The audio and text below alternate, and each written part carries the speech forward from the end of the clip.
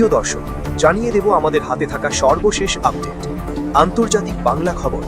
চ্যানেলটি সাবস্ক্রাইব করে আমাদের সাথেই থাকুন। মার্কিন আধিপত্যের অবসান নেপথ্যে কি? বর্তমানে বিশ্ব রাজনীতি চরম সন্ধিক্ষণ পার করছে, যেখানে দীর্ঘদিনের মার্কিন এক মেরু কেন্দ্রিক আধিপত্যের ভিত্তি ক্রমশ শিথিল হয়ে আসছে। গত 3 দশক ধরে ওয়াশিংটন যে সামরিক শ্রেষ্ঠত্বের উপর ভর করে বিশ্ব শাসন করেছে, সাম্প্রতিক ইরান সংঘাত তার সীমাবদ্ধতাকে জনসমক্ষে উন্মোচিত করে দিয়েছে। আমেরিকার শক্তিক্ষয় যতটা না এর কারণ, তার চেয়ে বড় কারণ হিসেবে দেখা হচ্ছে বিশ্বের দ্রুত পরিবর্তনশীল ভূ রাজনৈতিক পরিস্থিতিকে। মার্কিন নীতি নির্ধারকরা যখন সামরিক শক্তিকে কূটনৈতিক সমাধানের বিকল্প হিসেবে ব্যবহার করতে চেয়েছেন, ঠিক তখনই বিশ্ব ব্যবস্থা তাদের কৌশলগত কল্পনার চেয়েও দ্রুত গতিতে বদলে গেছে।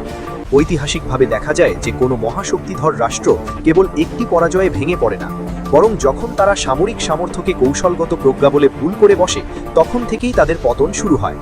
ব্রিটিশ সাম্রাজ্য সুয়েজ সংকটে এবং সোভিয়েত ইউনিয়ন আফগানিস্তানে যে শিক্ষা পেয়েছিল, বর্তমান সময়ে পারস্য উপসাগরে আমেরিকা ঠিক একই অভিজ্ঞতার সম্মুখীন হচ্ছে।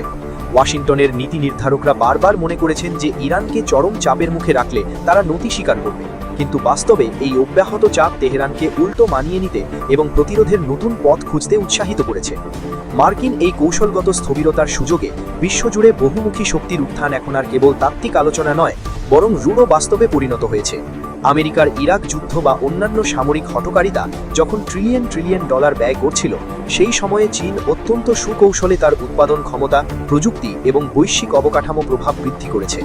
রাশিয়ার সাথে ইরানের ঘনিষ্ঠতা এবং ব্রিক্সের মতো জোটের সম্প্রসারণ প্রমাণ করে যে বিশ্বের দেশগুলো এখন আর প্রতিটি সিদ্ধান্তের জন্য ওয়াশিংটনের অনুমতির অপেক্ষা করে না। এমনকি আমেরিকার ঘনিষ্ঠ মিত্ররাও এখন কেবল একটি শক্তির উপর নির্ভর না করে নিজেদের স্বার্থ রক্ষায় বিভিন্ন বলয়ের সাথে ভারসাম্য বজায় রাখছে। ইরান সংকটের অন্যতম একটি বিপজ্জনক দিক হল ছোট দেশগুলোর মধ্যে পরমাণু অস্ত্রের আকাঙ্ক্ষা বৃদ্ধি পাওয়া। উত্তর কোরিয়া বা লিবিয়ার উদাহরণ থেকে অনেক রাষ্ট্রই এই শিক্ষায় উপনীত হয়েছে যে বাহ্যিক হস্তক্ষেপ ঠেকাতে পারমাণবিক সক্ষমতাই একমাত্র রক্ষা কবচ।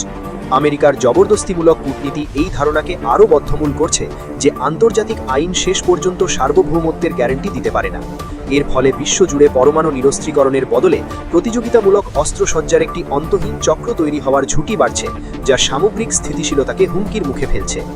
মার্কিন কূটনীতির বর্তমান সংকটের মূলে রয়েছে এক ধরনের ঔদ্ধত্য, যেখানে সমঝোতার বদলে শর্ত চাপিয়ে দেওয়ার প্রবণতা কাজ করে।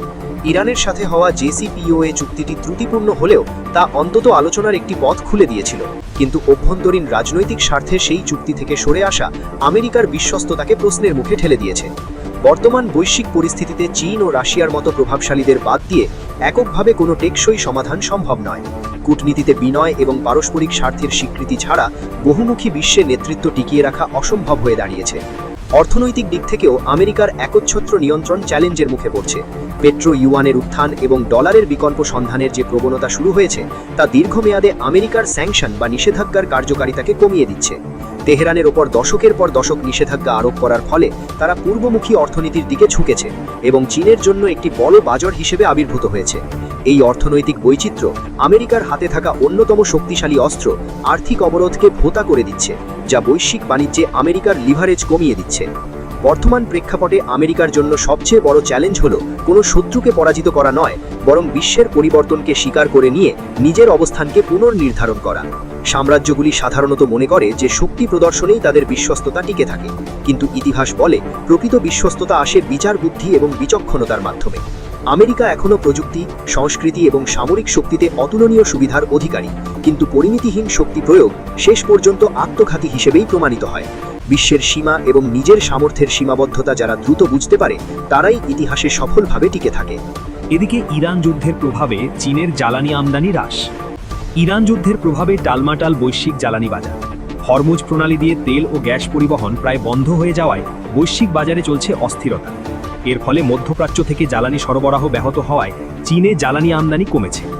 দেশটির শুল্ক বিভাগের তথ্যানুসারে এপ্রিল মাসে চীনের অপরিশোধিত তেল আমদানি গত বছরের তুলনায় 20% কমে 38.5 মিলিয়ন মেট্রিক টনে দাঁড়িয়েছে, যা 2022 সালের জুলাইয়ের পর সর্বনিম্ন। চীন তার অপরিশোধিত তেলের প্রায় অর্ধেক মধ্যপ্রাচ্য থেকে আমদানি করে, কিন্তু চলমান যুদ্ধের কারণে সমুদ্রপথ অর্থাৎ প্রণালী বন্ধ হয়ে যাওয়ায় বিশ্বজুড়ে তেল ও পরিশোধিত পণ্যবাহী ট্যাঙ্কার চলাচলের সংখ্যা ব্যাপকভাবে হ্রাস পেয়েছে। শনিবার প্রকাশিত এই চীনের তথ্যে সমুদ্রপথ এবং পাইপলাইনের মাধ্যমে আসা তেলের আলাদা হিসাব দেখানো হয়নি। তবে জাহাজ ট্র্যাকিং সংস্থা কেপলারের তথ্যমতে সমুদ্রপথে অপরিশোধিত তেল আমদানির পরিমাণ দৈনিক 8.03 মিলিয়ন ব্যারেল ছিল, যা 2022 সালের জুলাইয়ের পর সর্বনিম্ন। প্রাকৃতিক গ্যাস আমদানিও 13% কমে 8.42 মিলিয়ন টনে নেমেছে। যদিও এই তথ্যে সমুদ্রপথের তরলীকৃত প্রাকৃতিক গ্যাস এবং পাইপলাইনের গ্যাসের হিসাব আলাদা করা নেই। চীন মধ্যপ্রাচ্য থেকে উল্লেখযোগ্য পরিমাণে এলএনজি আমদানি করে থাকে। তবে বছরের প্রথম 4 মাসের সামগ্রিক হিসাবে চীনের অপরিশোধিত তেল আমদানি গত বছরের তুলনায় এখনও 1.3% বেশি রয়েছে, 185.3 মিলিয়ন টন। সবশেষ জানিয়ে দেব, রাশিয়ার বিজয় দিবসে যুদ্ধের চাপ স্পষ্ট। রাশিয়ার রাজধানী মস্কোয় এবারের বিজয় দিবস উদযাপন হয়েছে আগের বছরের তুলনায় অনেক ছোট পরিসরে। নিরাপত্তা ঝুঁকি ও ইউক্রেনের সম্ভাব্য হামলার আশঙ্কায় আয়োজন সীমিত রাখা হয়। তবে এই মঞ্চ ব্যবহার করেই ইউক্রেন যুদ্ধকে ন্যায্য লড়াই হিসেবে তুলে ধরেছেন প্রেসিডেন্ট ভ্লাদিমির পুতিন। লাল চত্বরে ভাষণ দিতে গিয়ে পুতিন বলেন, ইউক্রেন একটি আগ্রাসী শক্তি, যাকে পুরো ন্যাটো জোট সামরিক সহায়তা দিচ্ছে। তিনি দাবি করেন, এই পরিস্থিতিতেই রুশ সেনারা তাদের বিশেষ সামরিক অভিযানের লক্ষ্য পূরণে এগিয়ে যাচ্ছে। দ্বিতীয় বিশ্বযুদ্ধে সোভিয়েত ইউনিয়নের বিজয় স্মরণ করে তিনি বলেন, সেই সময়ের সৈনিকদের আত্মসম্মান আজও রুশ বাহিনীকে অনুপ্রাণিত করছে। এবারের কুচাওয়াজের অন্যতম দৃষ্টিগ্রাহ্য বিষয় ছিল ভারী সামরিক সরঞ্জামের অনুপস্থিতি। গত কয়েক বছরের বিপরীতে এবার কোনো ট্যাঙ্ক বা ব্যালিস্টিক মিসাইল প্রদর্শন করা হয়নি। নিরাপত্তা ব্যবস্থা কড়াকড়ি করে শুধু শত শত সৈন্যের পদযাত্রার মধ্যেই অনুষ্ঠান সীমাবদ্ধ রাখা হয়।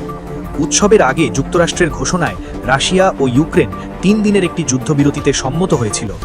কুচাওয়াজ চলাকালীন তা মোটামুটি বজায় থাকলেও পরে রাশিয়ার প্রতিরক্ষা মন্ত্রণালয় অভিযোগ করে ইউক্রেন যুদ্ধবিরতি লঙ্ঘন করেছে। তবে ইউক্রেন এ বিষয়ে তাৎক্ষণিক কোনো মন্তব্য করেননি।